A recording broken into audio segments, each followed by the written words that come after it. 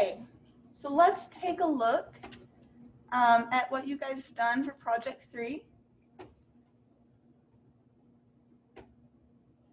Once my projector warms up a bit.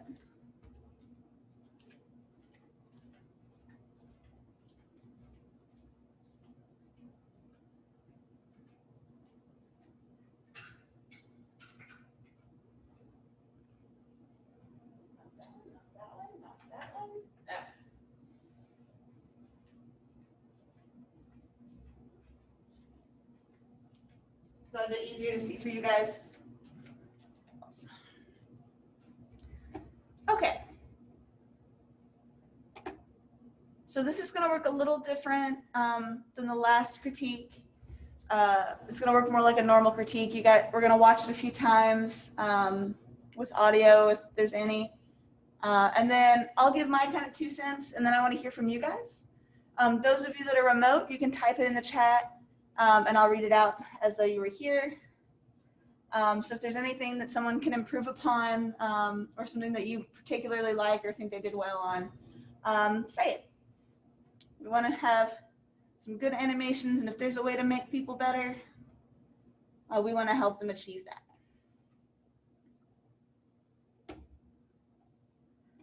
We'll start with Allison's.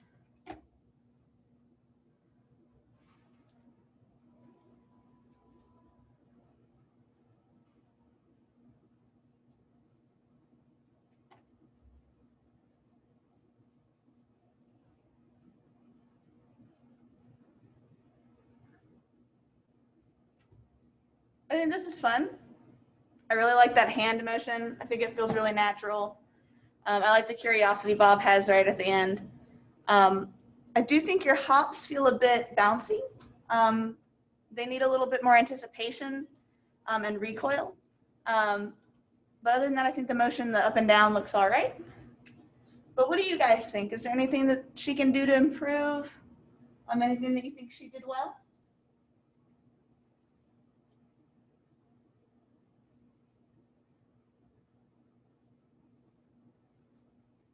Am I sharing my screen?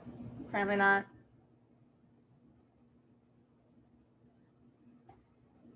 There we go.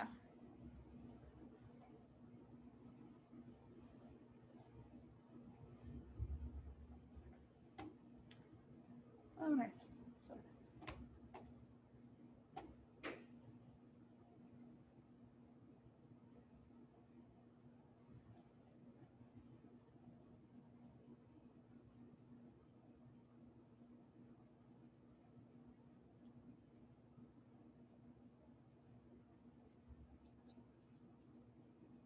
Any critiques? Anything at all?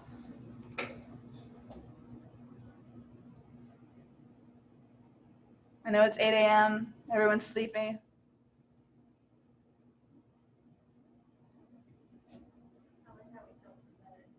Yeah, I like how he tilts his head. I think that works really well. That curiosity is really shown there.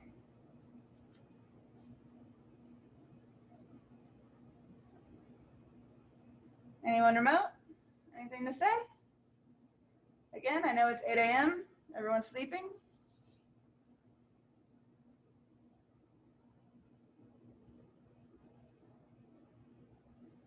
All right, good job.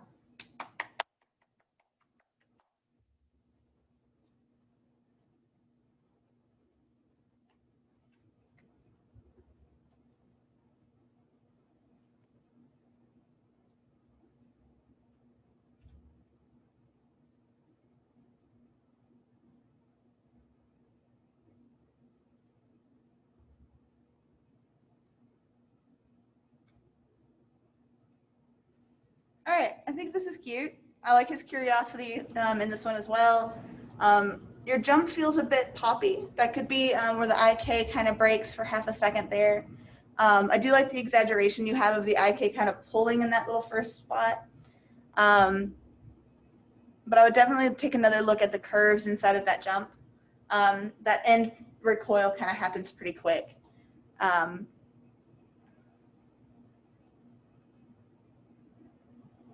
What do you guys think? Anything that this one can improve? Anything that they did well?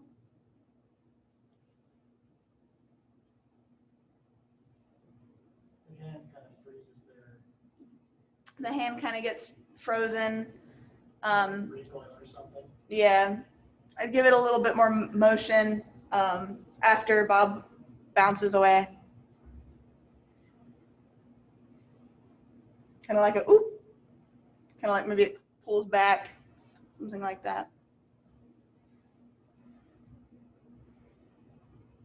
What else you guys think?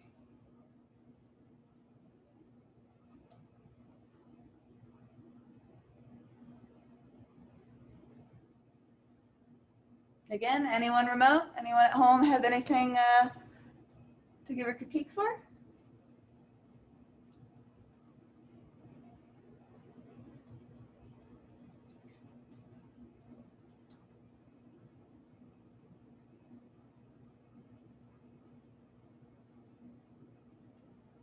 All right, good job.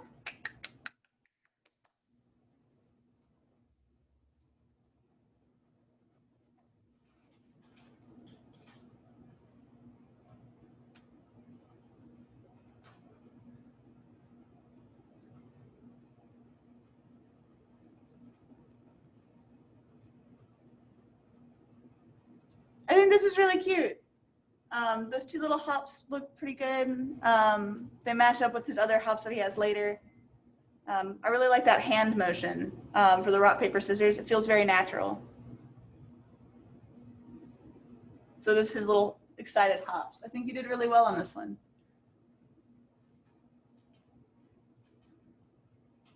But what do you guys think? When he lands after it hops, is like what slides a bit? Mm-hmm.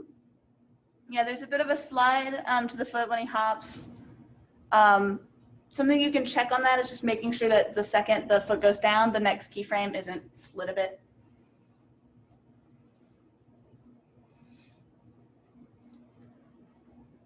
I feel that frustrated hand motion. That's a good thing, I think. Yeah, I feel it. Yeah.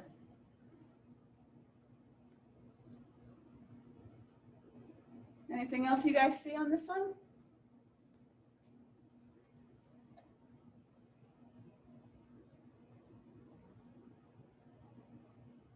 All right, good job.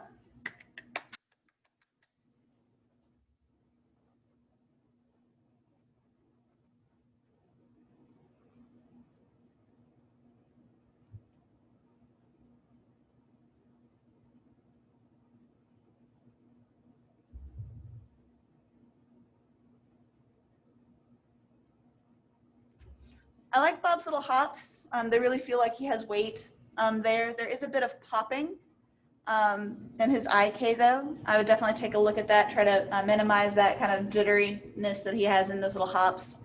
I think the hand motion looks good. It's very exaggerated and fun. I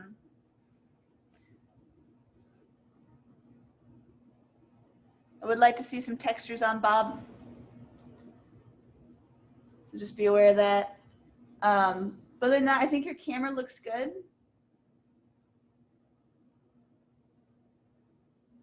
I would just maybe have it as different angles for the timing. That's about it.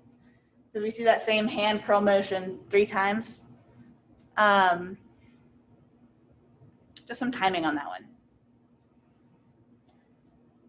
What do you guys think? Anything they did well? Anything they could change to improve?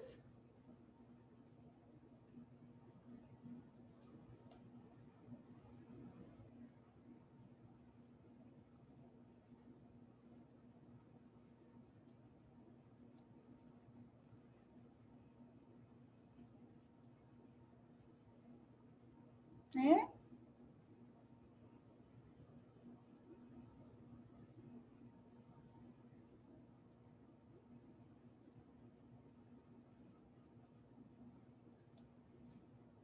All right, good job.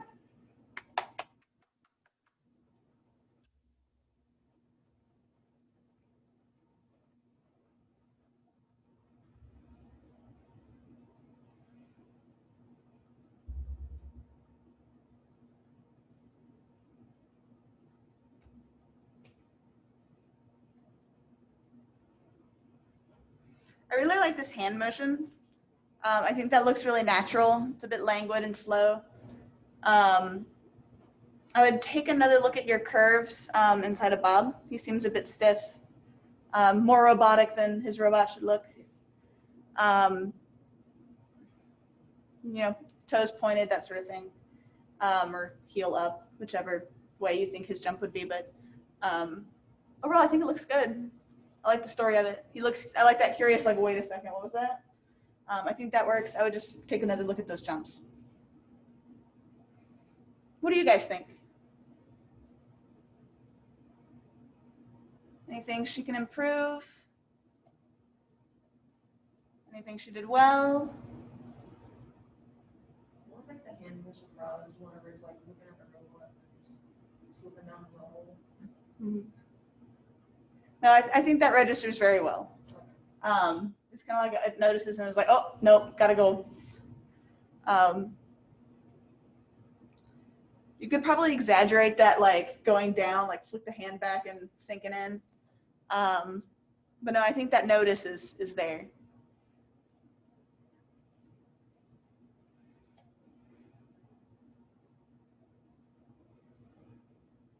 What do you guys think? Those of you remote have anything? Those of you in here have anything?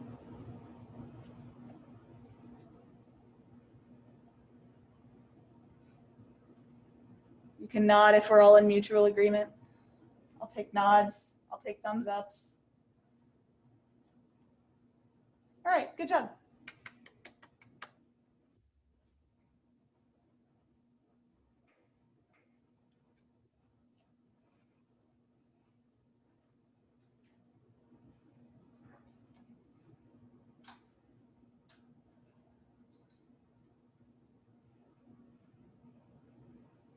I like Bob's little hops. I think that works really well. You can tell he's kind of scared, curious. I think having the hand have just a subtle kind of move works well. I would like to see when it relaxes back a little bit more, or like have it relax back after he jumps, something like that. I think that would improve it a little bit. But other than that, the texture and then that little kind of neck ball he's got is just out of sync. But no, overall, I think he did good on this one. There's a little bit of popping, but nothing too major. What do you guys think? He's like a skittish puppy, yeah. I think that works.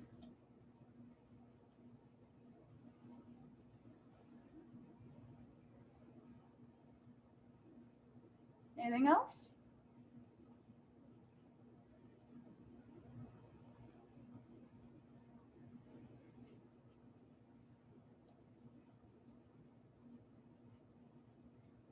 All right, good job.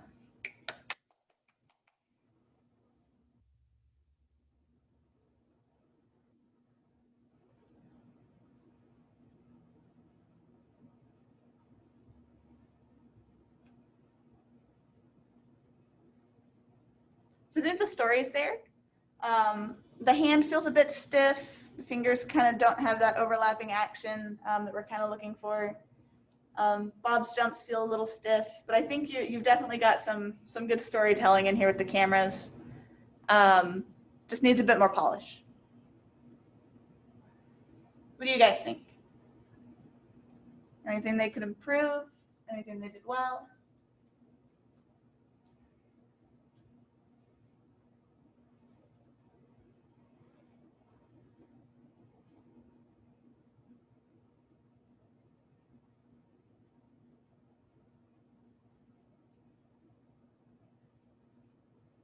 All right, good job.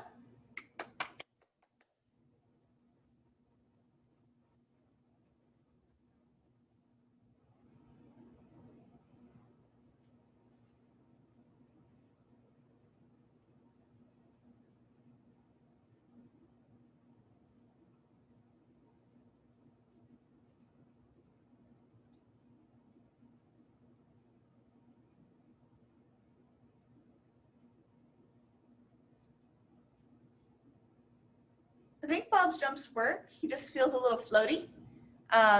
Something that could probably fix that is his recoil. He doesn't seem to go down as far as what he bends up. Changing that would probably increase his bounces a little bit, his hops. The hand also feels kind of natural with its motions, but it does need a lot more overlapping action to kind of really convey the natural hand movements, but I think it works. Yeah, what do you guys think? Anything that he can do better? Anything that he did well?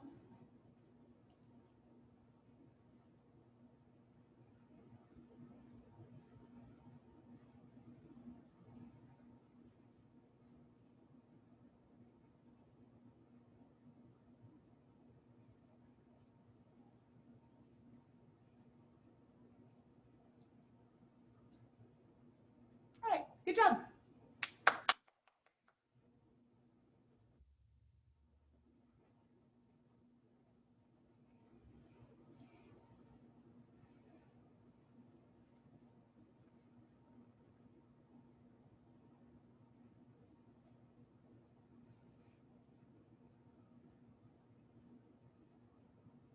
I think the momentum of your jumps works really well.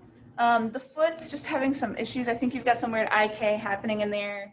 Looks like your keyframes kind of slow out as they go down.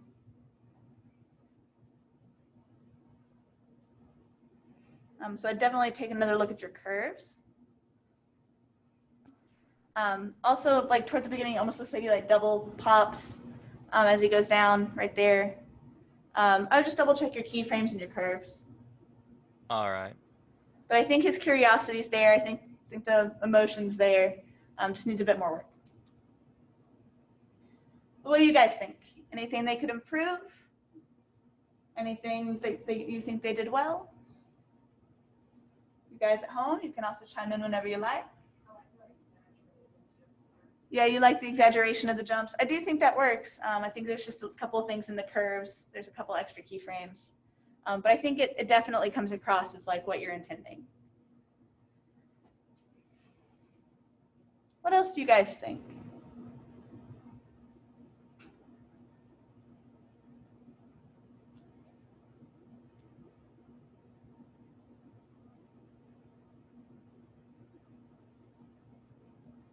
All right, good job.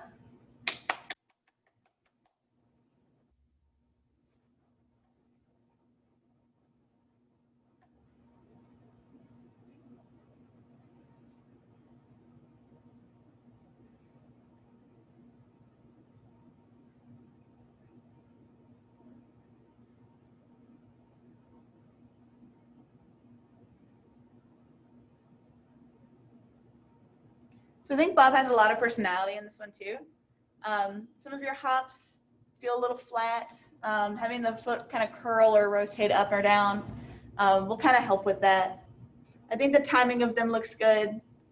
Just needs a bit more like recoil and anticipation on them, just a hair. But I think he works really well. The hand feels a bit stiff. I like that last little pat a little bit. That nice extension works really well. But having a little bit more overlapping action, some subtle movements instead of it just being stiff there, I think will also really help convey the story you're trying to tell here. But what do you guys think? Anything they could improve?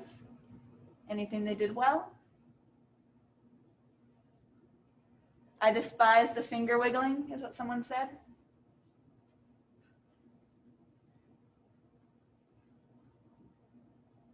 Oh, it's yours and you despise it.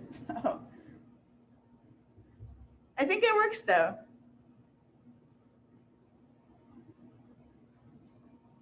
What do you guys think? Anything else?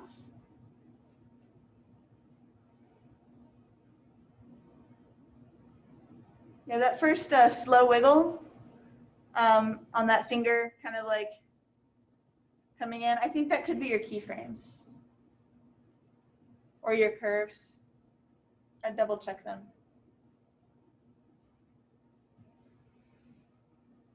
All right, good job.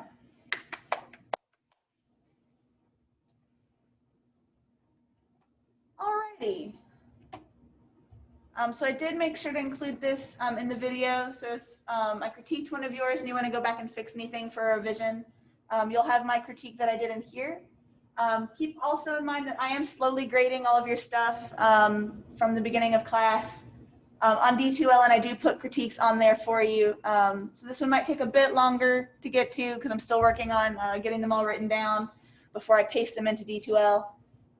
So just kind of bear with me, but this way, if you do want to go back and fix some stuff, you'll have a little bit of a critique online you can look at. So, okay, let's go ahead and open up Maya. We're going to be playing with some stuff today. Today's going to be a fun day. I will tell you up front, the homework, you can complete in class with me. It's going to be to render or make a play blast of something that we've done in class today. So if you follow along, you'll have your homework done before you leave. But if you want to make something after that you're curious to play with, you can do that after class as well. So what we're going to be going over today is things that you've probably already looked at before in principles class. We're going to be talking about end particles. We're going to be talking about end cloth and a little bit about Boss fluid if we get that far. So it's going to be more like a play day. We're going to be playing around with stuff. You don't have to follow exactly with what I'm doing. You can do your own kind of thing. Train every day, every time.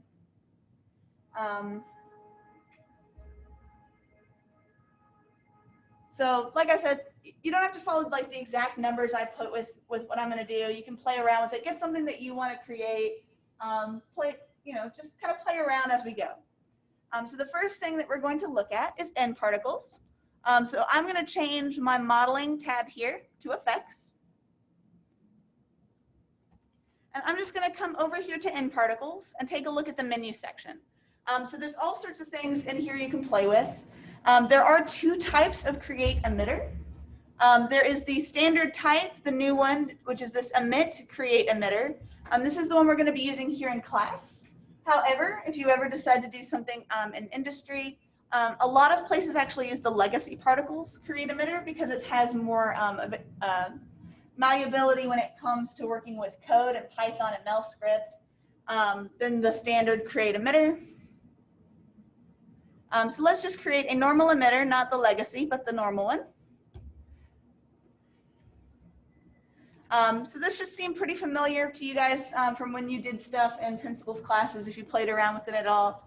I'm going to open up the outliner here. When you click this, it creates an emitter and a particle. Your emitter is what the particle itself emits from.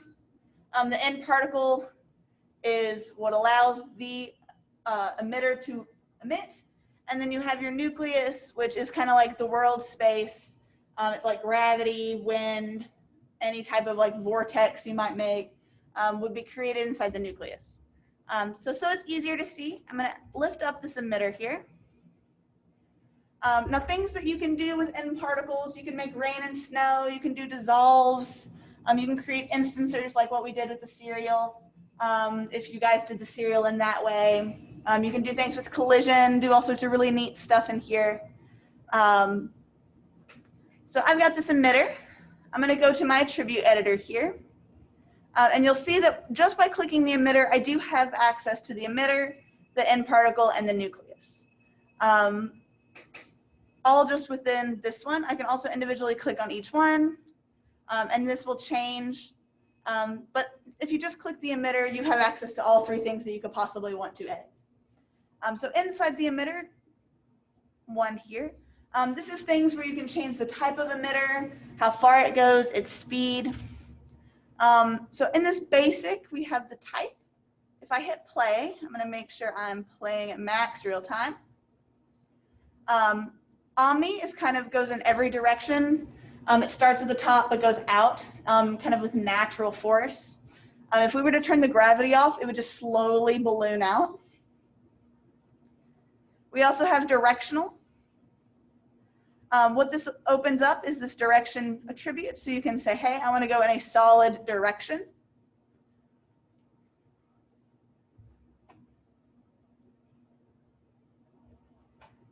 We also have surface. If you have a mesh in here, you can have it so that it's going from the actual surface of your mesh. So if you have an animation and you need it to have like a particle effect following after it, you can change this to surface and it will follow. Same thing with a curve. You can have it follow a curve. You can have it so it steps, so it starts at one end of the curve, goes all the way around and goes up to the top and then disappears. You can have it so it's along the whole curve. All sorts of fun stuff with these two right here. And then there's volume. Volume is the one that you'll probably use most often for natural kind of things like wind or with rain, snow, that sort of thing. If I scroll down here a little bit, each one of these is its own basic attribute. So whenever you change this emitter type, it will change what options you have available, such as direction, distance, etc. But we have our volume emitter type here. Currently it's set to cube. As you notice, I have a little ghost cube right here. You can set that to sphere, which changes it to a sphere, cylinder, cone, torus, that sort of thing.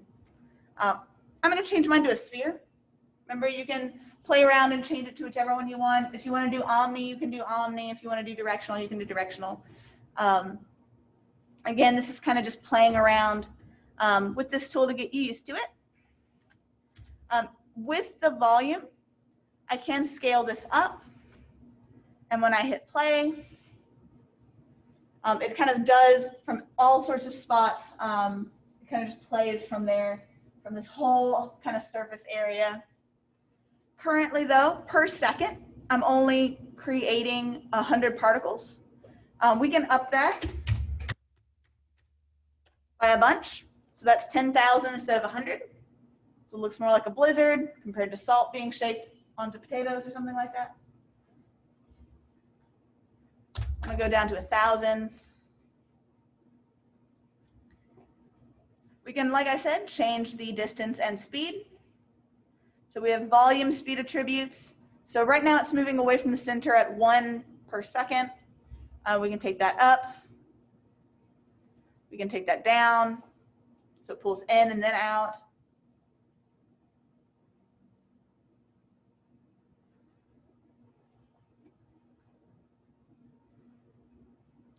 You can change the speed. So some of them will fall faster, some will fall slower. And then you can also change where it falls.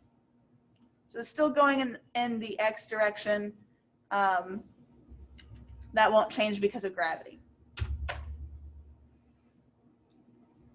So let's move into the nucleus. So the nucleus, like I said, controls all the parameters.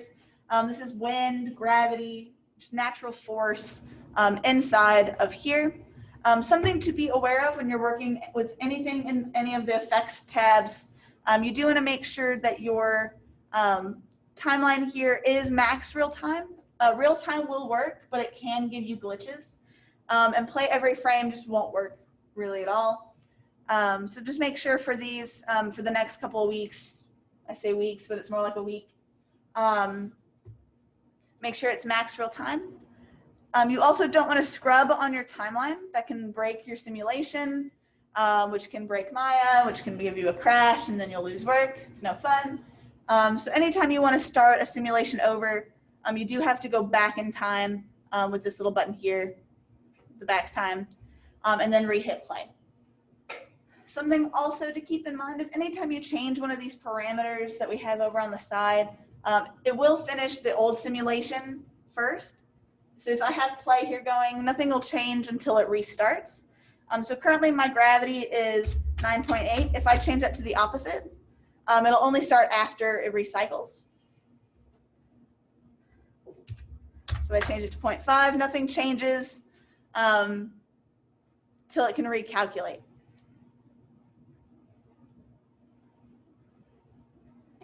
We also have our wind speed and air density. Your air density is like how thick the air is. So think about how different gases in the air can be. So like oxygen's pretty thin. Nitrogen, like air, the nitrogen in the air is kind of heavy.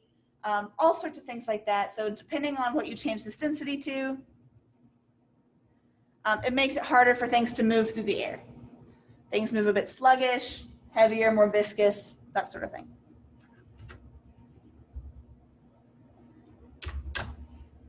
Then you have your wind speed. The higher this wind speed, the more your wind blows. Makes sense. You can also change the wind direction as well as the noise. So the noise kind of makes it guttery, looks a little bit more natural, all that fun stuff. So we get a more natural, more spirally kind of wind compared to just a straight wind that just pushes it in a direction. You can also turn on the ground plane. So if you have a force that's going down, so let's say my gravity is back to 9.8. 9.8, please. Thank you. They'll now collide with that ground plane. You can also use colliders, which we'll talk about in a minute. So different objects that it'll collide with. But if you know that you want it to collide with the ground, you can have it just straight collide with the ground. You can also change the bounce. Higher that bounce, the more the objects that hit it will bounce. So it'll act more like hail, less like, snow just sticking to the ground. You can also up the friction so things won't move as much. So now it looks like the ground is sticky.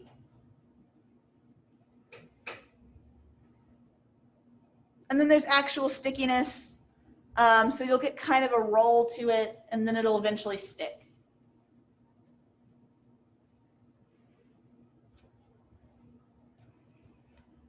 Other things to just be aware of, we'll see this more when we talk about InCloth in a second, but if your simulation is running very slow, your time scale might be wrong. So if you open up time attributes or scale attributes, change your time and space scale. Sometimes Maya thinks you're working in like humongous proportions. So you might actually just be working in the wrong scale. If it ever appears like it's running really slow, change this to like 0.1 in both the space and the time. You probably won't see any difference here on mine. You can see everything moves slower now. It has a bit more of a scale. We'll see this a lot better with InCloth, but I do want you guys to be aware that it's here now, just for in the future. So as I hit play, it acts a bit faster. So let's get into the fun stuff. We've got our end particle shape. This is where all the fun stuff that actually changes how your particles work. So the others were kind of like what makes up the particles, how it interacts with the world. This is the particle themselves. How is it interacting with everything?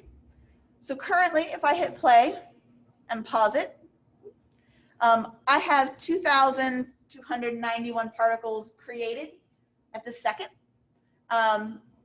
If I hit play and stop again, it goes up to 3,291 because I'm creating 1,000 every second. So every 24 frames, I make another 1,000. Goes up more. This is where you can see how much is being populated inside of your simulation. And then if I restart it, resets it to 0. So this is a good way to keep track. So if you're like, I've been told not to make more than 1 million, otherwise something will go janky in the movie I'm working on, you can kind of keep track of it manually here. Now we can also change the lifespan. So currently it is live forever. That's not how things work normally in the natural world. They do kind of dissipate out, even just from view.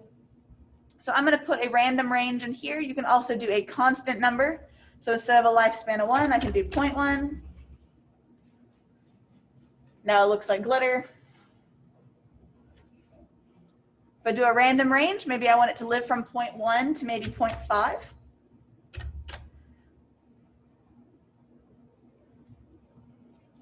So that looks really neat, but maybe I need it to live longer. Maybe I need it to live like a full 1 second. With some living very short, gives me a little bit more. I'm gonna do 3 seconds though. Then we also have a general seed. This is kind of like a randomization to the lifespan that's based off of a certain number. You'll see seed kind of often and everything. If you play games a lot, there's different seeds to the levels, that sort of thing. This kind of works the same way, kind of randomizes things. I like to just kind of hit the number pad a couple times, delete a few numbers, and then hit OK. This gets a nice actual random number, but if someone is like, hey, I know I need you to use seed number 182, they'll actually be able to tell you which seed they're using. So if I hit play, this seed right here will be different than if I were to delete these and do a couple different numbers. It'll be subtly different. Now we can also change the particle size. You won't really need to do this too terribly much. Normally when you are working with particle size, there's not really a physical change. For instance,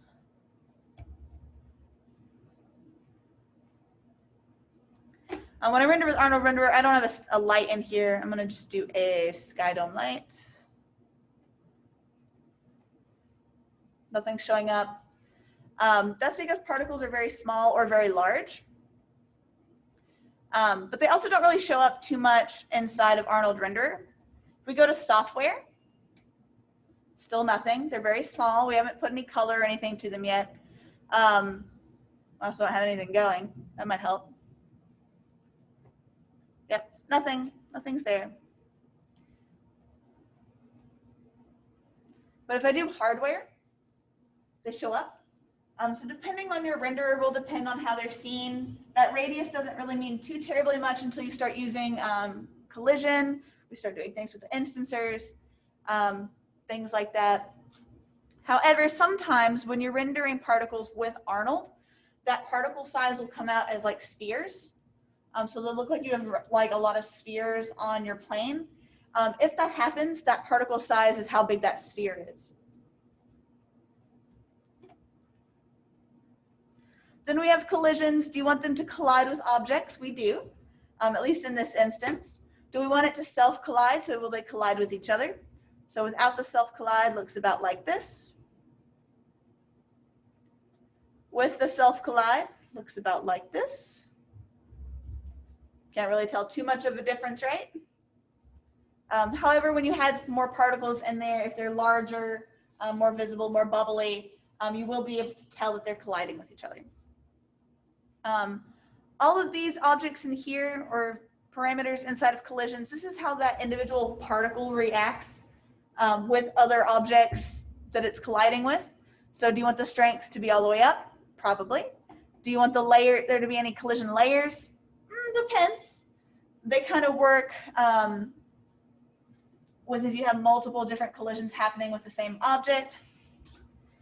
How much do you want the scale? So currently our solver display, this is our collision. This radius here is how big that collision can get. So this is the actual size of our particle. I'm going to take that to 0.1, make it nice and tiny. This is what it would look like if you were to render with Arnold Renderer when there's lights and actually things showing up. It'll look similar to this, but they won't be yellow. So just be aware. So now, if I play this, you can kind of see their collision a little bit more. If I were to take that up quite far, chaos ensues. So I'm going to turn off this collision thickness. You can change its color with that display color. If you have multiple different particles going all at once, sometimes it can be difficult to tell which one's interacting with which if they're all yellow. So you can turn one blue, green, purple, orange, red, that sort of thing. You can also individually turn up the bounce, friction, and stickiness here inside of your particle. So if you know that you have a high stickiness on your ground plane and in your nucleus, you can also be like, hey, I want a lot more bounce to my actual particle itself. So the particles will bounce, but they'll still get that kind of stickiness that the plane has because the plane has its own properties. So does your particles. Then we have the dynamic properties. Do you want it to have wind? So do you want it to be able to be moved by the wind? If you don't, you can turn that off. So even though I have a wind in here, it won't really move too terribly much. Now this is the fun part. How much weight? Do you want it to have more dynamic weight or less dynamic weight? So currently it's set to 1. If I take that down to 0, they no longer have that mass. We have conserve. This is how is it conserving your animation? Is it looking a little bit more how it should with all these properties? Or are they being interacted with by something else? We'll be playing with this in a little bit. There's also drag. How much drag is there based off of natural forces? Is there no drag? Is there some drag?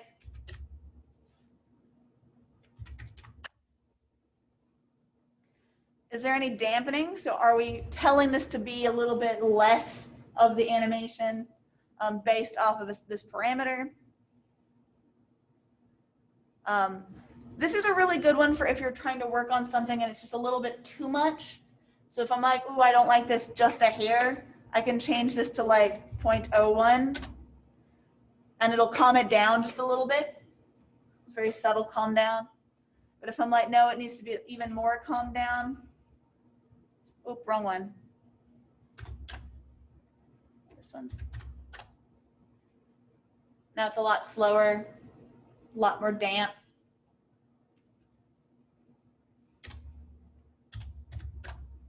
And then we also have our mass.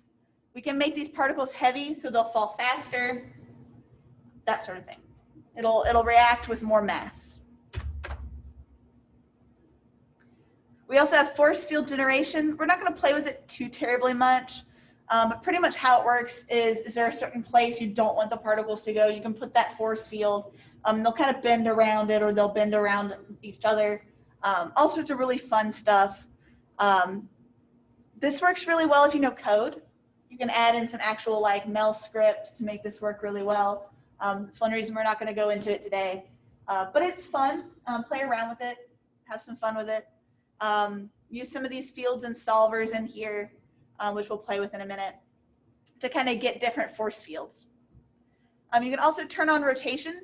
Mine are spheres, so I don't need to worry about that. But if you have a texture sprite, or if you're using an instancer, you might need to rotate your object if it's falling through space.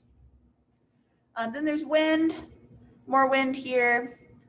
Liquid simulation, you can turn this on to act more like a liquid than a gas, which is currently what it's acting like. Just by turning this on, it'll change your simulation a little bit if you change some of these numbers in here.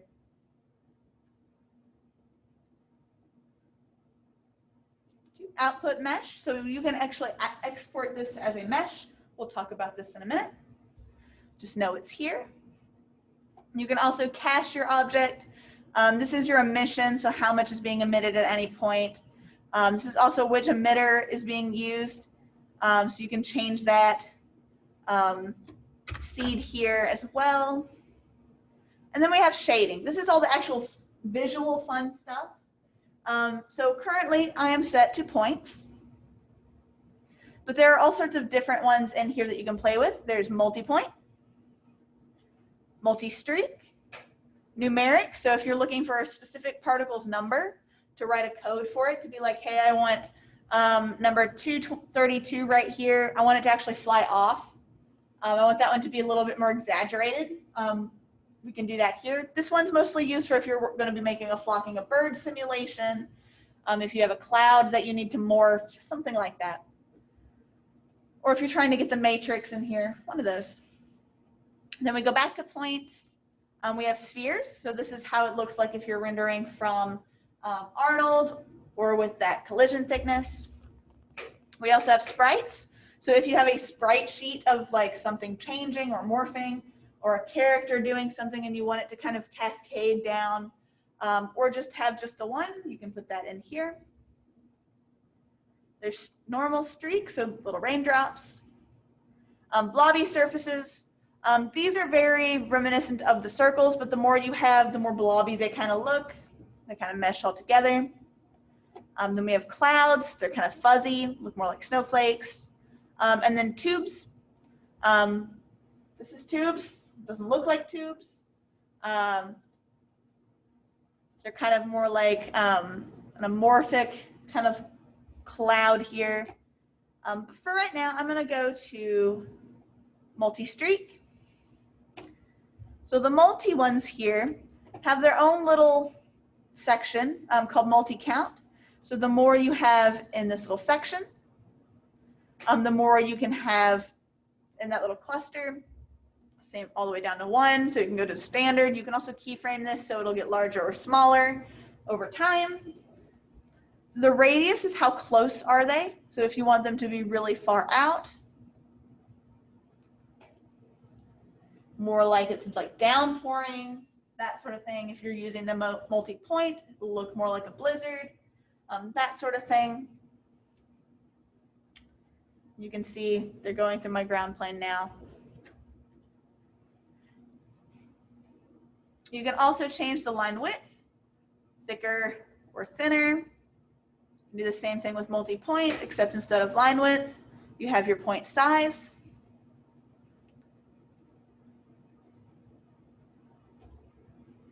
And then your normal direction is just that, where are your normals pointing at any given time. And then you have use dynamic lighting here. You can toggle that off and on. Once we get lights in here, you'd be able to see like shadows and things like that. And then you have opacity, so do you want them to be more faded or fully visible? I'm going to fade mine just a little bit. You also can take your opacity scale down, so the older they get, the more see-through they'll be. And I'm going to change that. Scale input also changes how it's interacting. So based off of, right now it's off, but based off of age, you'll see they slowly get more see-through. A normalized age is actually over time, so it looks more natural. Speed, how fast they're going, they tend to disappear. Same with acceleration. Based off of actual ID, so they fade based off of their own individual age. Radius, so how far out, so we won't see anything. And then randomized, it'll just randomly change your opacity based off age. So I'm going to take mine to normalized age. Then comes the super fun stuff, which is color and incandescence. So the color is the actual color of your particle. So currently mine is set to white. Let's change that to a pretty like maybe blue. So currently my color is this pale blue. It is a linear interpolation. So if I were to have multiple colors in here, there would be straight lines showing exactly where one color ends and one begins. You can change that to smooth or spline. So smooth will slowly gradient your color over, or spline will kind of slowly do the same thing, but with a slightly different math calculation. So I'm going to change mine to smooth. I'm going to throw another color in here. So all I'm going to do is click on here. And then with that little one highlighted, I'm just going to change its color maybe to a mint. So you'll see I give blue, mint, blue. I'm going to go blue, mint,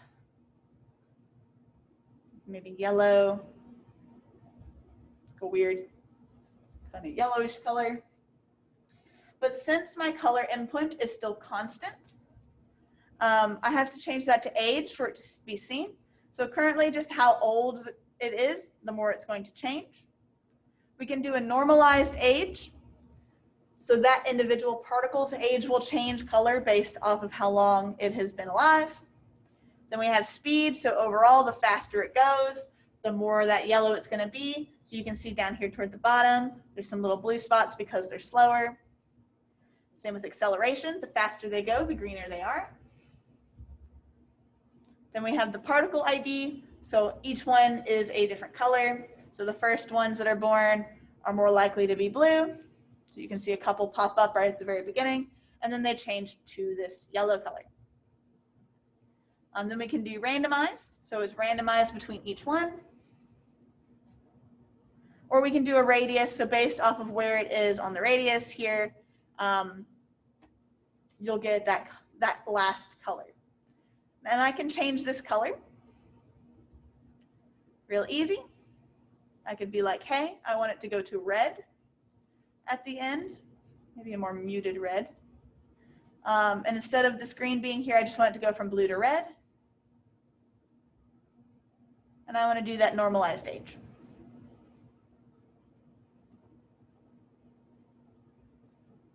Now you can also up the color randomize and input max.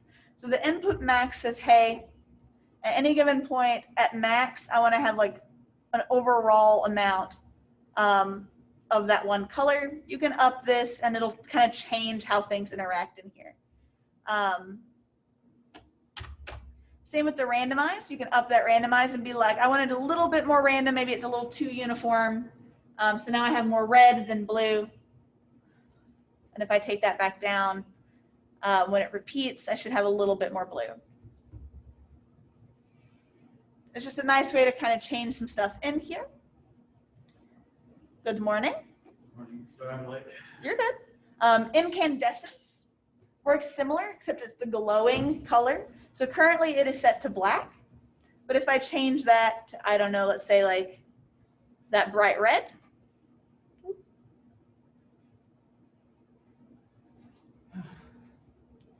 And hit play. It has no extra red tint, but if I were to try to render it,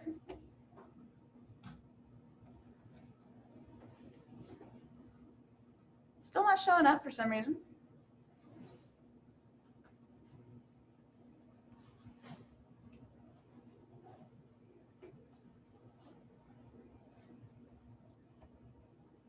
It'll have more of a glow anyway.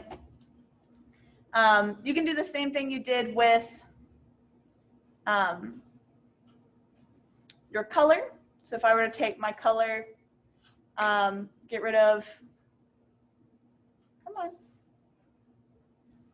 that one. See how I get this kind of mixed color between that blue and red? That's because it's glowing that red, although the color itself is blue. So you can see it kind of has this incandescence here. It's kind of that magenta-ish color. It's a blend of the two. And it changes as well, just like our color, just like our opacity, and that sort of thing. Other things in here just to kind of be aware of, it also has a time attribute in here where you can see your start frame and end frame. You can change the start frame to be in the negative or way later in the positive. That way, if you're like, I want on frame 100, maybe I've animated a magician and I want sparks to come out of his wand, but only from frame 100 to frame 200, you can manually tell it when to start and stop there. Your per particle array, this is all the really fun, not coding stuff, but it takes a little bit of coding knowledge to kind of change certain things in here. So you can see I already have the opacity per particle turned on. It automatically has well, I guess it's not going to pop up. This kind of menu that'll pop up, it didn't, I don't know why, that you can edit some of the code that's kind of written in there. It's Mel script, so it's not too terribly hard. So for instance, like this one right here would say something like the end particle shape has this opacity ramp set to this number in this range. And if it's between this range, it'll have an opacity between there. Same with the red, green, blue. Here it'll be between those colors, and your incandescence will be between those colors. These are active because we have those turned on. If we were to have velocity or position, we can manually turn those on to do things. And you would add them by clicking this dynamic attribute here. So you would go general, this would pop up, and you'd write some stuff all in here. You also have your instancer. If you're using an instancer to create an object or mesh that is going to be cached, such as the cereal you guys did for breakfast. I don't know if y'all use the instancer or something else. This is where some of its attributes would be. If you're using a sprite, they're located here. If you need to know anything about render stuff, like if you need to have your motion blur turned off, if you need to make sure it's casting shadows, receiving shadows, if it's visible, that sort of thing, this is where you would turn that off. It also has reflections and refractions here. If you need to make sure it is seen in Arnold, either as opaque or matte, you can turn that on here. Same with inside your visibility. And pretty much anything else in here you won't really need to worry about too much.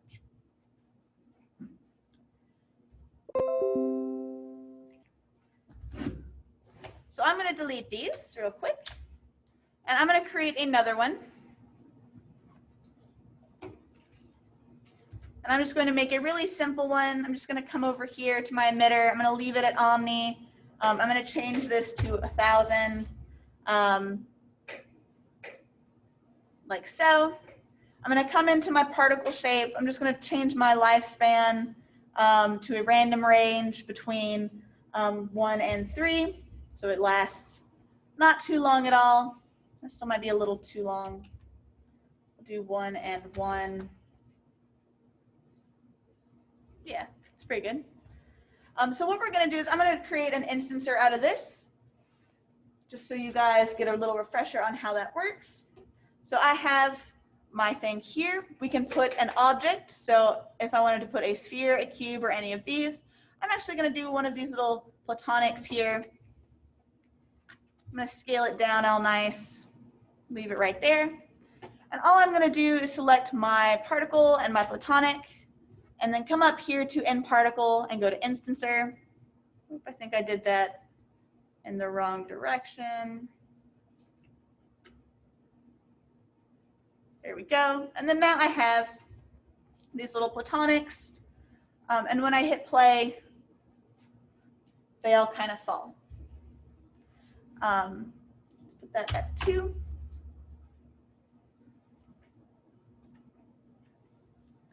So I can also, from here, enable my collision to self-collide. So now they're not kind of inside each other, they're colliding with each other, they're rolling around.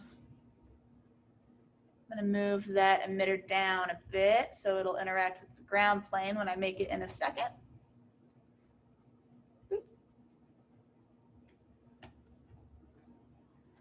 So you can see it kind of hits it a little bit.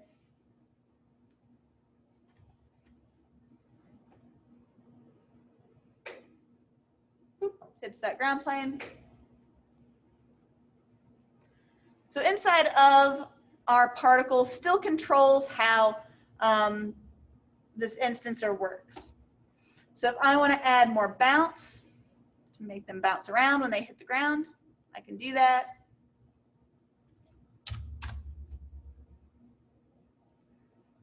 But if you notice, they're still kind of going inside each other a little bit. This is where you would want to open up that particle size, turn on your solver display to your collision, and then up that so that it's inside of it a little bit better.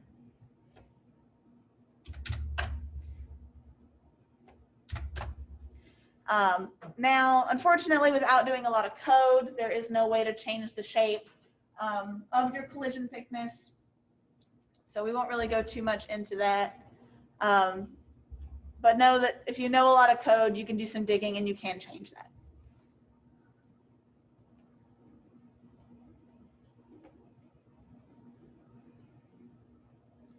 Now, if we were to take this platonic here and put a material on it, so I'm going to do an Arnold standard surface.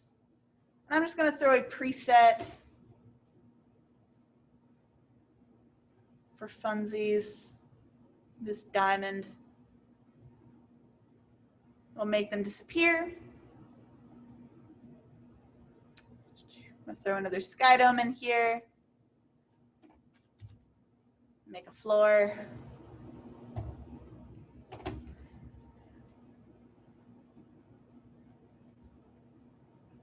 And let it render.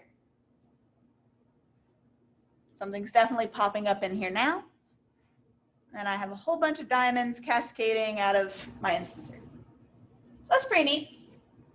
Yeah, it's kind of like a refresher for you guys on how instancers work. Now something else you can do, I'm going to delete my instancer here. Boop. I'm going to delete that platonic. Is we can turn our particle into a mesh. So let's say I like how this works. I like that it comes down here. I like that it slides a little bit. I like that it kind of looks like, you know, this kind of cascading water that's going around. So I'm going to stop it about here-ish, just so I'll be able to see what I'm doing. So what we have to do is do nParticle1, go up here to modify, and convert. And we can actually convert shapes to different shapes. If you've taken some of the modeling classes, I think they go over this a little bit. We can do the same thing in here, but we can take end particles to polygons.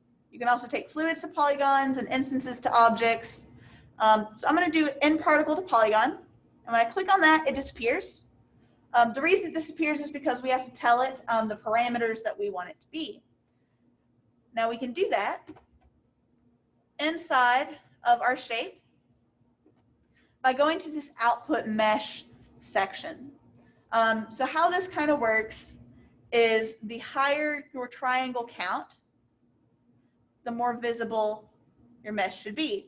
So you can see my blobby radius scale. The second I start taking that up, it goes up. Your threshold, the lower that goes, the smaller things get, the more weird it gets. Currently, my mesh method is triangle mesh. If I take that to tetrahedra, acute, or quad, it does change how things work. I don't know why it's coming in this way, though. There we go. Let's take that way down. Maybe I'll like 0.1. You can see that nice blobby shape is appearing there. Let's take our blobby shape back down. Oh, there's my particle. So how this kind of works is you can play around with things, get it visible, and then slowly create more and more mesh data so that you can see what you're getting. So I had to take my triangle size really small, and I can also change that back to tetrahedra. Look at all those quads and weirdness in there. Todd would yell. You can take that to acute. Doesn't change too much because of our size. You can see it starts making more stars in here. Or you can make it a quad. So if you need to have a quad, maybe it gives you more of a pixelated kind of look. For now, I'm going to leave mine at triangle. So to think about this in a way is the threshold is the scale of all of your individual quads and triangles. So the larger this is, the more blobby it will be, the more scale it has. So the larger this number, the smaller your thing will appear. The smaller that number, the larger your mesh will appear. Your blobby radius is kind of how detailed is your mesh. The smaller this number, the less detail, or the more detailed. The higher this number, the less detailed. So you got to find a nice middle ground between all these numbers. And then your triangle size is how many triangles are in there. The lower this number, the more detailed your mesh will be. It's like your poly count, but it's instead of being the higher this number, the more you'll have, it's the lower this number, the more you'll have. So if you're like, I really need to keep this under like 1 million quads or triangles, I can tell you this one's probably good like 2 million-ish. If you need to keep that down, you can slowly take up this triangle size to maybe like 0.5, and it'll slowly go up.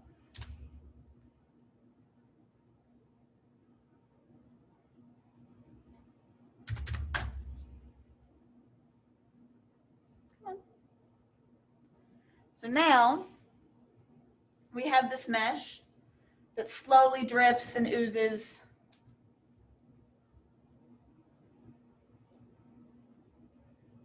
And looks like water. It's going kind of slow, right? But it looks like water. If I were to take and put a new material on this, new standard surface, I'm just going to use a preset. Let's do like maybe deep water here and render that out now.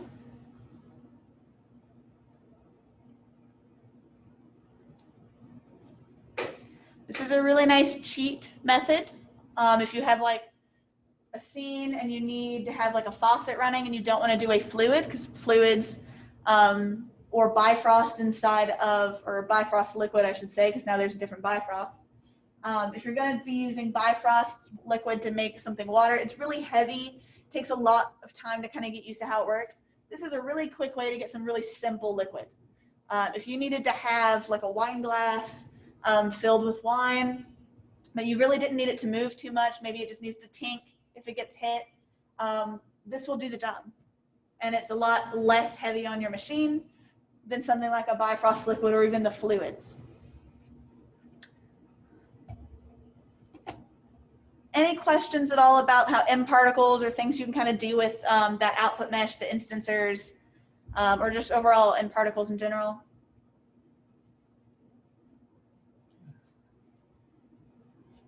Awesome.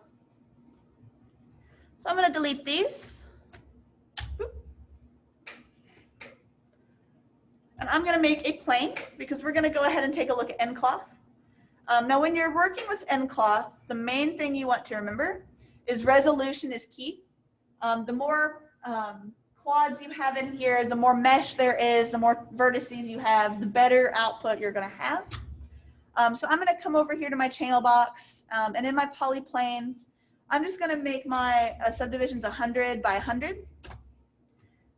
That's pretty heavy, but it'll give me a lot of nice detail in here.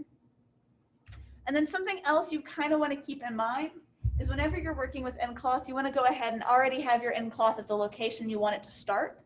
So I'm going to just move it upwards a little bit because I want it to fall down. And then once I have this, I'm just going to come up to NCloth here and create an NCloth.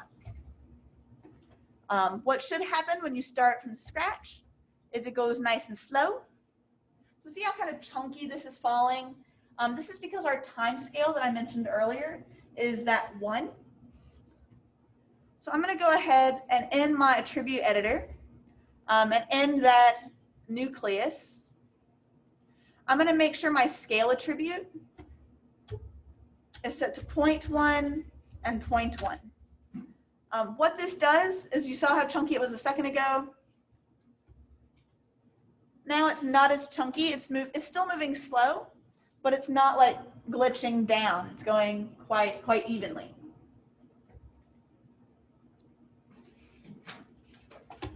So the nucleus is still the same nucleus as what we had earlier. I'm going to go ahead and turn my ground plane on. So what will happen is it won't continue to fall through space. It'll actually stop at 0, 0.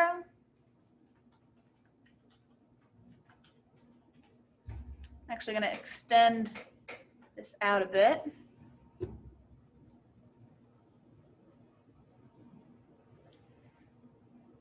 So you see it stops when it hits where that ground plane would be. So let's go into our cloth and play around with some things. Let's add a collider so we can see kind of how it works. This collider does the exact same thing with N particles. So I'm going to make a sphere. I'm going to make it a little big here. I'm going to make sure it's still going through the ground plane because I don't want it to be a whole sphere. I want it kind of like a half. And with this shape selected, I'm just going to go up here to NCloth and create a passive collider. That passive collider allows for it to collide with objects such as N particles and the NCloth fluids, all sorts of that fun stuff. And when I hit play, that cloth should bend around that object once it hits it. You can see it starts to bend and warp and go around our object. Now we can do something similar by moving that up so it's right underneath our shape. And we'll get a slightly different simulation. It'll kind of drape itself a little bit more over that object.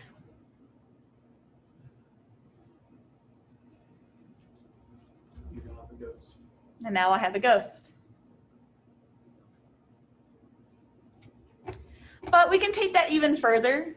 So with the NCloth selected here, the collisions on that shouldn't really need to change too much unless you have thickness. So if you model a comforter and you want it to actually have a thickness to it and it's nice and deep, maybe instead of using a plane, you actually use a box. You would want to change that collision thickness to make sure it's not too big or too small so that you won't get anything weird. But what we're mostly going to look at is this dynamic properties. I highly recommend anytime you are working with Encloth, just start with one of these presets up here.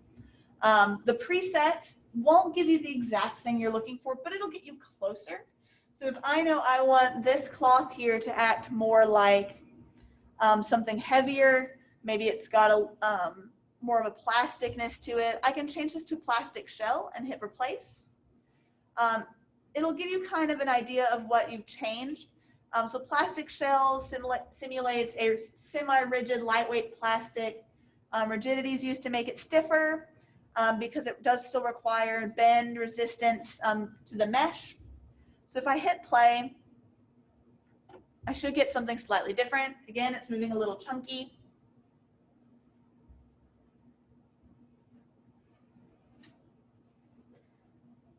And that's about as far as it goes.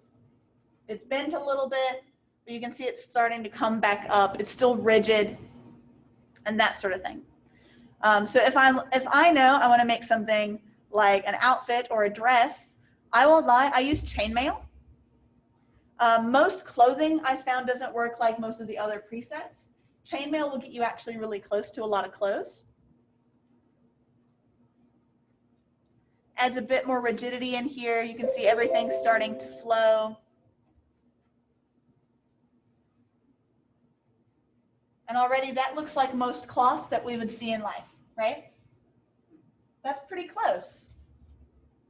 I'll pause that. What chainmail does is it makes it heavy, so it won't stretch but it can still compress in on itself. It has some stretch resistance, but if you add more stretch resistance, it'll make it less likely to bend and stretch, or more likely to bend and stretch.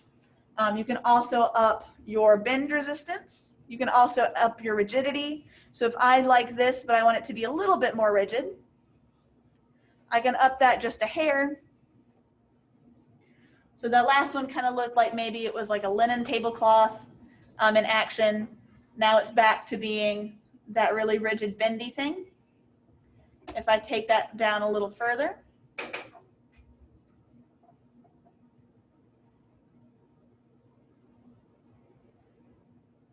it'll go a little further.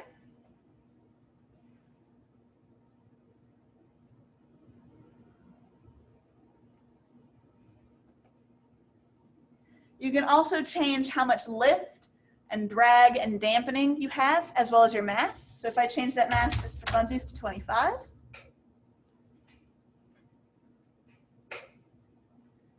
it's already falling a little bit faster than that first time.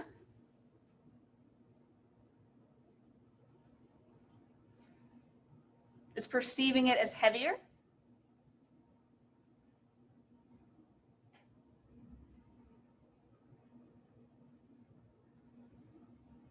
Now you can also do something called input mesh attract. I'm not going to physically show you guys how to do this, but I am going to tell you guys a little bit about it. It's neat. Let's say you have a character and they're wearing, I don't know, like a skirt, just because I'm wearing a skirt, it's the first clothing piece I can think of, and you have them walking and you need that skirt to follow. You can use this input mesh attract, and sometimes it'll get you a really good kind of follow, because what it does is it will take this object and follow this object, depending on what the number is here. And then you have different values that you can play with. Or other ways that you can do that is by using some of your constraints. I will put, or if it's not already, I do have a how to make clothes follow an animated object or person. So if that's something that you're interested in, I think I have that on D2L for you. Let me see. I'll double check real quick. As a tutorial via notes. I do not. I'll make sure I get that put on there for you. It's nice and fun.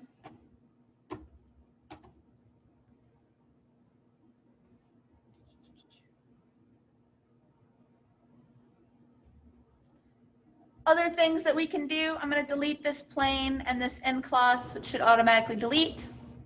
And I'm going to make another sphere. I'm going to put it above our other circle here. I'm going to leave it nice and tiny. I'm not worried about its resolution too much. And I'm gonna make another end cloth. And then when I hit it, boing, it kind of turns into a puddle of goo. Looks like it's deflated, like one of those big bouncy balls you'd get in gym class when you were like in 5th grade, when it fully like has no air in it. We can put air back into it using pressure. So we can come over here to presets and do airbag. That'll change things a little bit. But it'll also add a pressure. What pressure does is it allows your shape to maintain its size and shape. So if this is not enough pressure, so you can see it squashing and stretching and kind of bubbling around. If I come down here, stop this.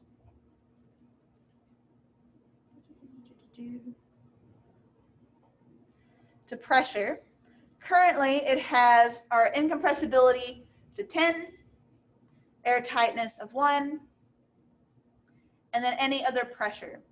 So we can actually up some of these values. So if I change my start pressure to be a little higher, it already has some of that pressure there.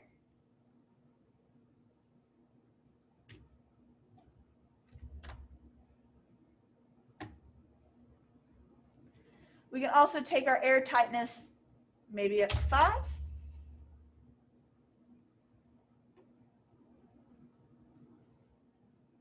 Changes it a bit. Don't you think? Slowly expands as though it's being filled. And then we can take our incompressibility up, and that'll change how much it kind of squishes in there, ever so slightly. Now with this pressure, we can also come up here to the stretch resistance and be like, hey, I really don't want you to stretch that much. Maybe I need it more like a beach ball instead of an airbag. Slowly getting there. Maybe I want some more compression resistance. Maybe I don't want it to compress near as much. A little bit better, but not by much. But there are other things in here like beach ball that does change things.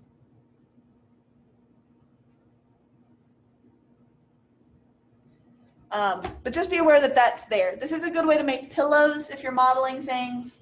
You can create a small box and tell it to do something like airbag, and it'll puff your pillow up and it'll rest. Same with comforters, you can get something interesting. Cushions, all sorts of stuff. This is a really nice way to get that. Other things just to play around with it and let you know it's there. In the presets, there are things like honey and lava and putty. I recommend playing around with them. Lava's pretty fun. You can get some really neat shapes. You can see it slowly kind of molting down.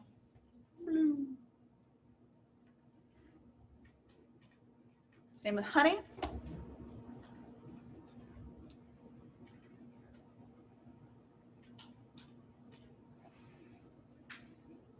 Now you can also mix and match these a bit. So if I'm like, I really like how honey's working, but I want a little bit of airbag in there, you can come over here and instead of just replacing or replace all, I could do like 50%. So it'll blend them about halfway. So it'll be half and half.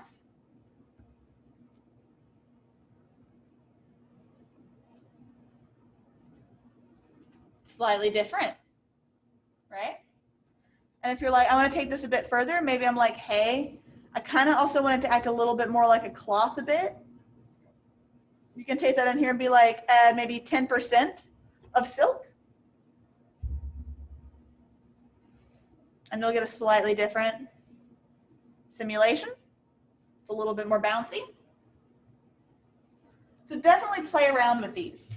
Blend some of them together and get something that looks neat.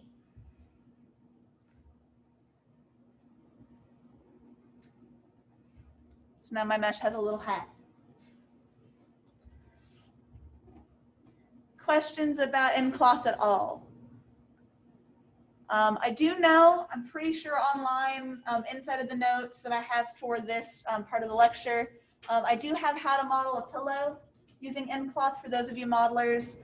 Same with how to make messy bed sheets and curtains. We are going to do the curtains a little bit in here real quick, just because it's really neat to kind of know.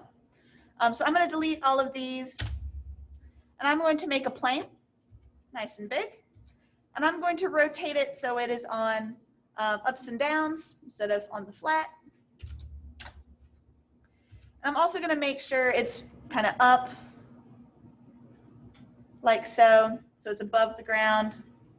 And then I'm also going to, inside of our polyplane here, I'm just going to add some more subdivisions. So again, 100 by 100, nice big number. That way we have more area for this to move in. Higher that number, the more detail you're going to get in your cloth here. And what I'm also going to do is make a small cube here. And what we'll do is I'm going to take it so it's above just a little bit and scaled a little bit more than our cloth.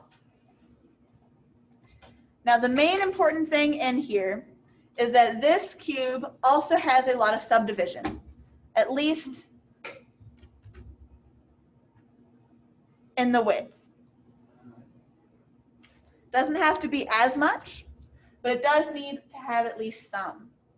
Because what we're going to do is we're going to constrain our end cloth to our cube, so that when we change how that cube interacts with the world, squishing it in, stretching it out, or moving it, our end cloth will attach to it.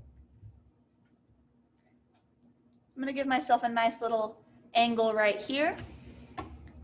And I'm going to go ahead and change this plane to be an end cloth. So I'm just going to change it. I'm not going to change any of its settings or anything like that.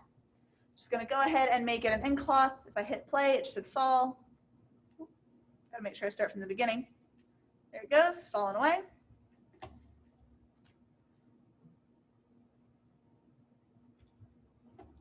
And what I'm going to do is I'm going to change to vertices. This is the hardest part of this little section. It's only getting that top layer of vertices. Now you can get a couple of the top ones. It won't hurt it too bad. But then you also want to get all of the vertices of your cube shape that are on the bottom. So holding down Shift, I'm going to select all of them as well.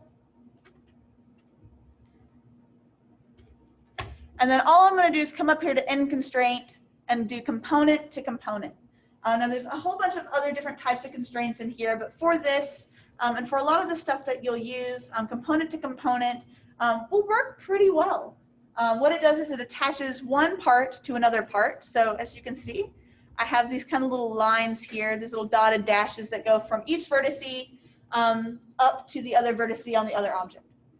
This is a visual way of seeing your constraint inside of Maya. Now, the more of these you have, the slower your Maya will run. So let's say you have a tree. You can also use this exact method to make leaves attached to a tree and blow in the wind. But the more of them you have, the slower your Maya will go. So you can see I'm moving a little slower. Blue. So that's pretty neat. So what I'm going to do with this end cloth shape, I'm going to go to the attribute editor. I'm going to go into our nucleus and just return on the ground plane because I do want it to interact with the ground like an actual curtain would do. And then inside of our end cloth, I'm going to change that preset just to the one I always use. Remember, that's chainmail. And I hit replace. Remember, if you're following along with this part, you can put that with whatever you like. Honey gives you some funny results. I'll say that when you do this. And then when I hit play, you'll see it stretches a bit.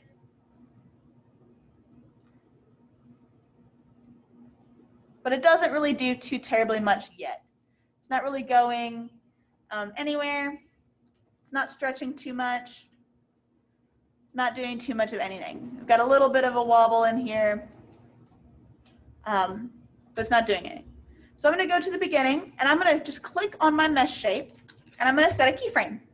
Because what I'm going to do is I'm going to have this shrink over time which will in turn make my end cloth shrink because they're constrained to those vertices, right?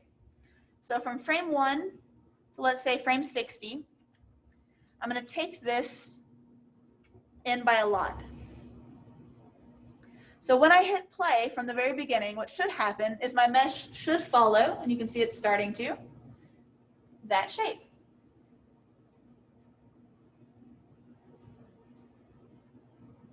So I'm starting to get that accordion you would see inside of a curtain.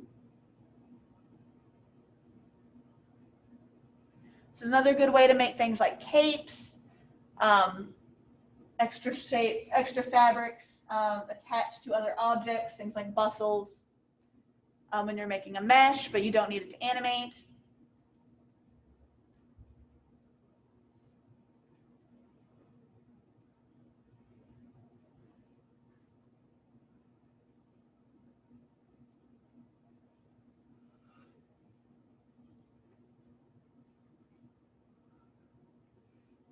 And then once your fabric gets to the exact point you want it to be, so let's say I want my fabric to look like, ooh, stop, like this as my final mesh.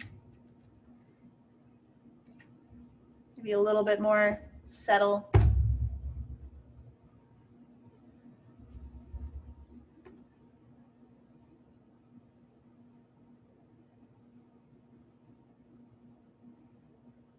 Like that. All we need to do now is duplicate with Control D, shift that over, and then just delete that individual object's history. So now we have our new model and our original end cloth, and that new model won't move. So if you're like, I need to create 10 curtains and I need them to all look slightly different, all you have to do is come in here, change a little bit of the numbers, and then play your simulation again. Let it go a little bit further, a little shorter in your simulation.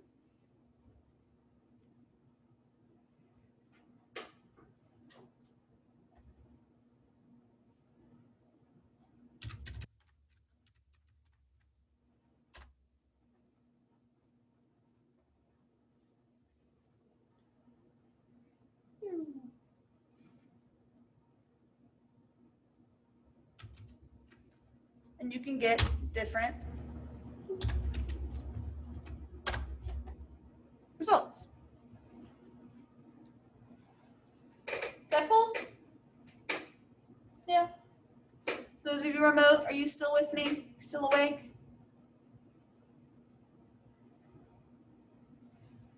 Possibly.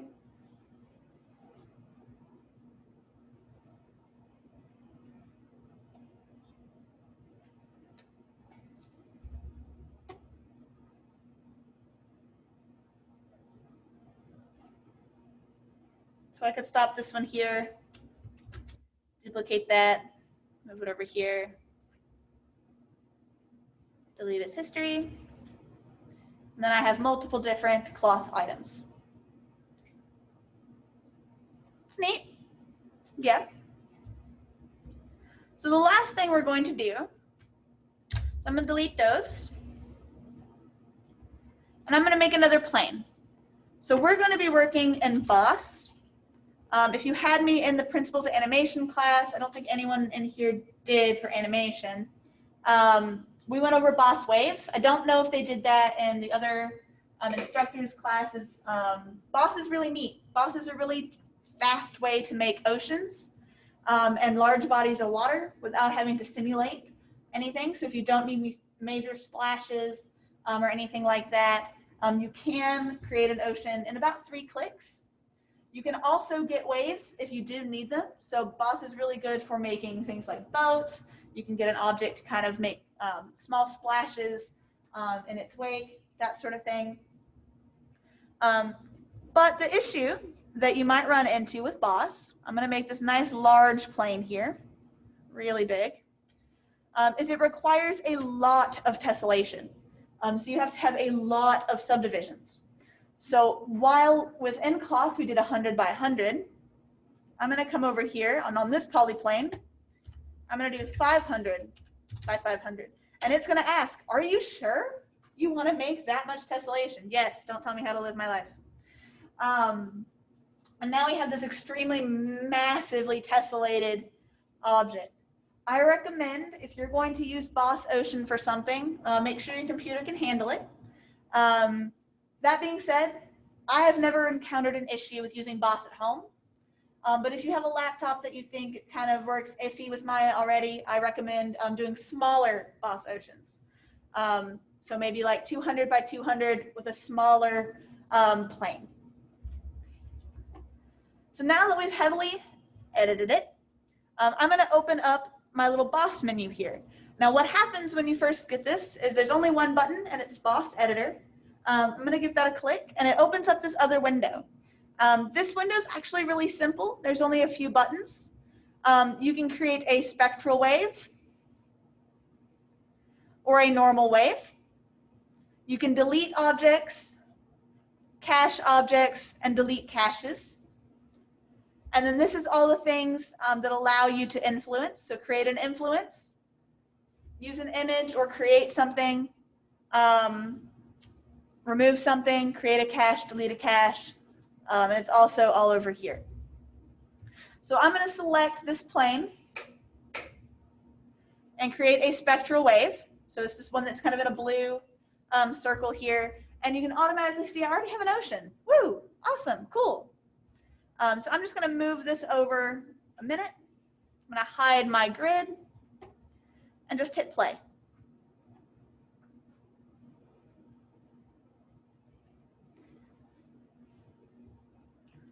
Woo, we have an ocean. It's moving. It's slow. Yeah, but it's moving. If I zoom in and hit play, you can see my waves are really gentle. They're kind of flowing.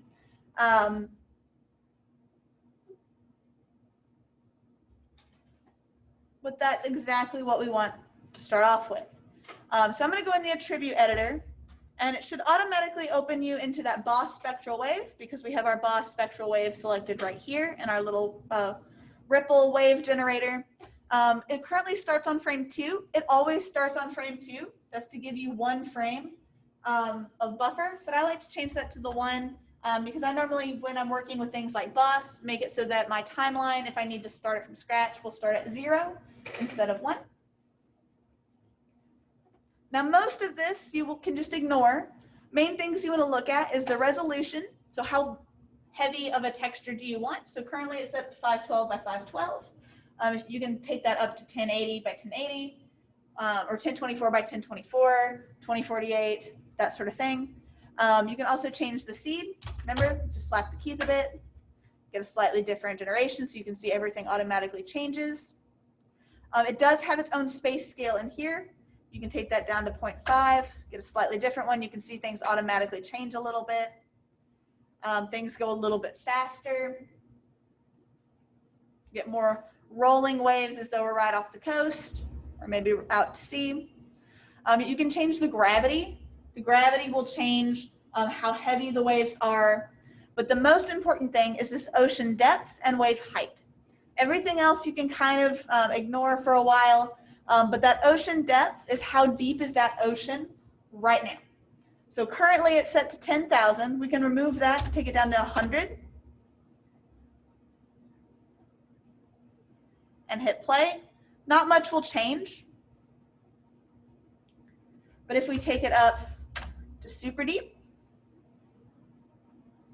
still not much will change. It's when you change that wave height that things will start to change. This wave height determines how much and how deep, based off of this deepness, are your waves going to be generated. You can also turn on horizontal displacement, so it'll kind of curl your waves as needed. You can see it starts to curl here. You've got your wave size. You can take those down. Make them a little smaller. Take your height up. Make them a bit bigger. It's very subtle changes. But the cool thing about the Boss waves is that you can still use an object like a boat. You can animate objects inside of here, or you can leave your waves alone. So if I take my wave height, not all the way to 0, silly thing.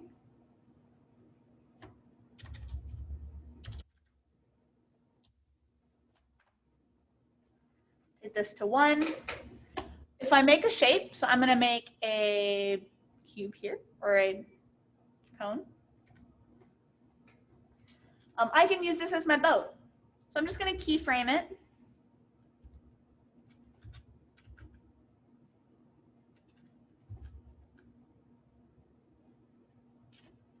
I'm going to go into the graph editor real quick.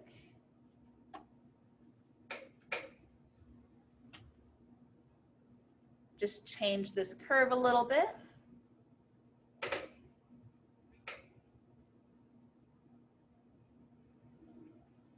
So that when it moves,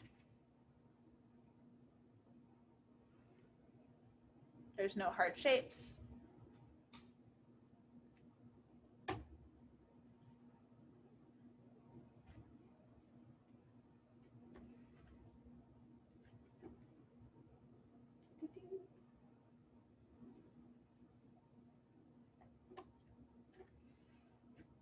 Okay. Now that we have this, we can make it as an influencer. So I'm going to come back over here. I'm going to make sure that this right here is selected. I'm going to go ahead and make it a boss wave. What boss wave itself does is says, hey, I want you to also take these spectral things and actually make it interact with objects. And then with our shape that is our boat, I'm going to click this little button here because this is add an influence. This will change things like its properties, what the amplitude of its change is. So nothing really happens. Can't really see anything. So I'm going to visually turn off my spectral wave. So it has that little X next to it. And you can see ever so slightly, there's a slight wave here. So I'm going to take my amplitude up to 5. So you can see it a little bit there. I'm going to take my resolution up maybe to the 1024 by 1024. Maybe up that to 15.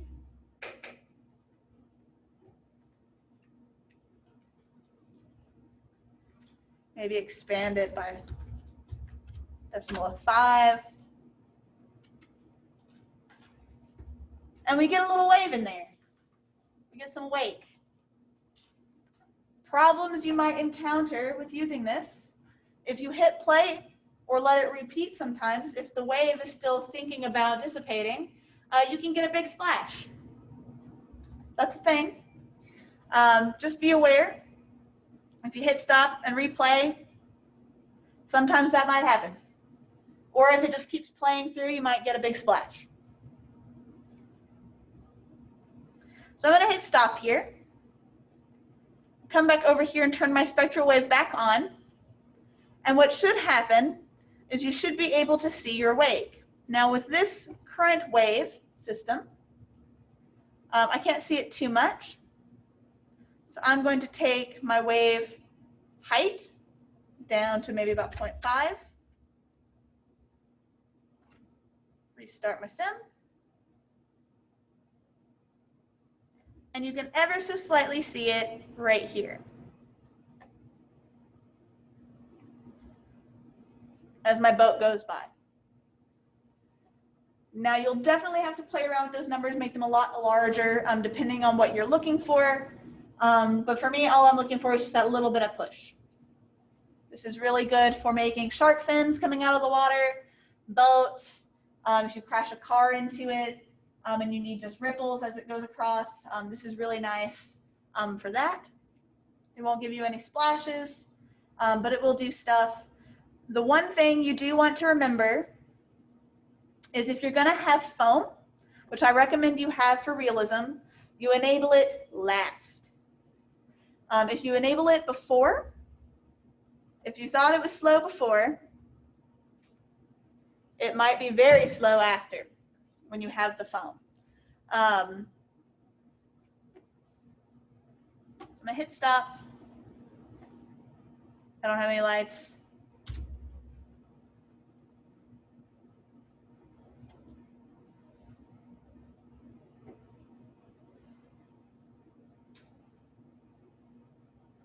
You can just barely see, there's nothing there. Arnold doesn't tend to like Boss too much. I haven't personally figured out why that is. I'm sure there's like a code thing I need to enable, or there's something down here in the Arnold tab that needs to be selected.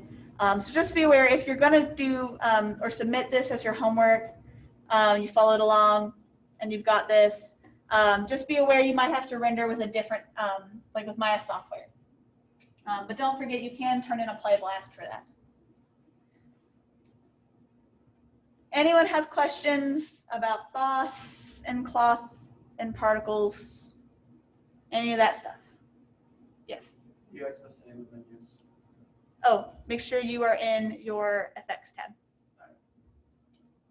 Thank you. You're welcome. Any other questions? Okay, so the homework, like I said at the beginning, is to turn in something based off of what we did in class. If you followed along and you really liked one of the things, you can turn it in. This is exercise 3. If you accidentally submit it to exercise 4, I'll recognize that because it's obviously exercise 4 or exercise 3 based off the 3 things that we've done today.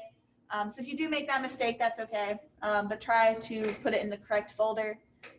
If you're in here physically, you can put it in the actual physical folder. If you're away and at home, you can turn it into the Dropbox. Look behind the curtain. This is what mine looks like. This is exercise 3 effects. And like I said, all I'm looking for is if you're going to do a rendered still, do an actual fully rendered still. It shouldn't take you too long. Shouldn't take super duper long to make that render.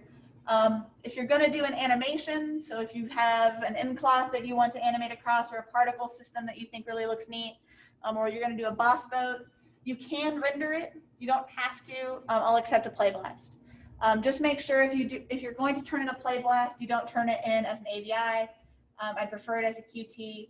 So if you do render it as an AVI out of here, make sure you take it into Premiere and change that formatting. And just a reminder, to create Play Blast, you right click on your timeline, you come down here to the little box. If you don't have QT here, you can do, like I said, you can do AVI, just make sure you turn it in as a different format. So you'll have to take it into Premiere, One Shot, Resolve, whichever one you use. You want to make sure your quality is 100, your scale is 1, and that you have this save to file turned on, and then you give it a name. When you turn it in, make sure it has your name on it.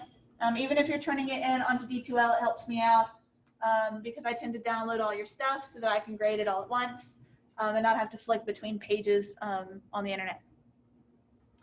And then you just hit Play Blast or Apply, and it'll do its thing. Any last questions about homework? Anything we went over? So we're just replicating what we solved. You can do anything that you want to with one of those things we did. So you can do something particles, you can do an instancer, you can create a mesh based off of a particle, you can do an in-cloth simulation, it can be something simple, or you can do something with Boss. It is just due by next class. Also keep in mind when you're turning stuff in on D2L, I do have a closing date.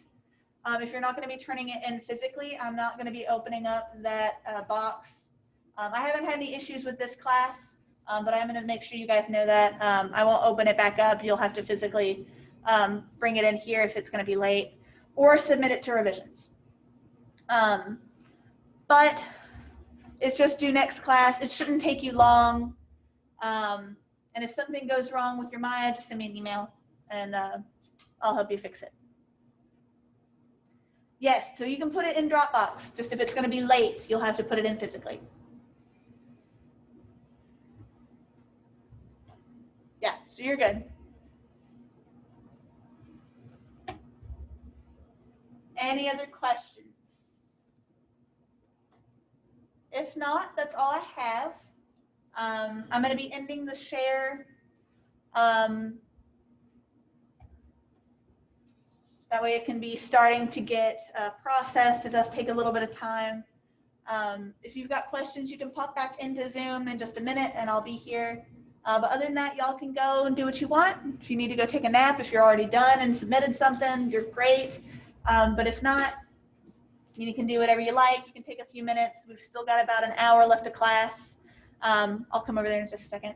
And yeah, that's all I have. I'm going to end this and I'll see you guys in just a minute.